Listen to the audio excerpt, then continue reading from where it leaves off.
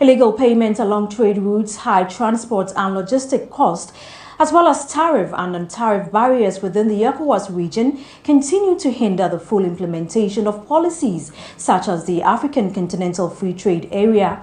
This is according to findings from the rollout of ECOWAS Agriculture Trade and Market Scorecard, which is to monitor the rates of each country's compliance with regional trade policies and regulations. Daniel Sakite has more in this report. The scorecard, developed under the West African Food System Resilience Program, evaluates the performance of member states in facilitating cross-border trade of agricultural inputs and products. At the National Validation Workshop of ECOWAS Agricultural Trade and Market Scorecard, agricultural economist Oswald Emmanuel Okai with the West Africa Food System and Resilience Program emphasized Ghana's significant role in agricultural trade within ECOWAS. However, he pointed out key challenges that continue to hinder seamless trade flows across the region. Other bottlenecks include the infrastructure, state of infrastructure, how it delays and impedes trade, some form of illegal fees or payments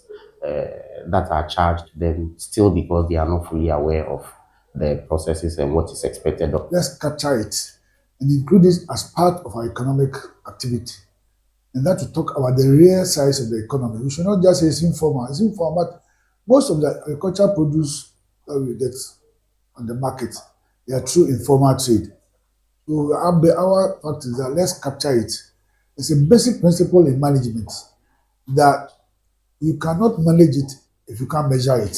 If you want to be able to manage it, to be able to measure it. Meanwhile, Dr. Ashwini Sebastian, a senior economist at the World Bank, expressed confidence that the findings from the research will be implemented to drive policy improvement and enhance regional trade competitiveness. The World Bank is here to really ensure that we are promoting intra-regional trade, measuring the level of formal trade, informal trade, and ensuring that whatever produce you are trying to trade and you have a comparative advantage. Ghana needs to build its comparative advantage in certain crops. We know this, and we know Ghana also needs to build its production in certain crops, tomato, onion, the standard ones. But, whatever you have a comparative advantage in, you should be able to scale up production because you can trade more easily. Stakeholders are confident that the findings will inform policy decision-making.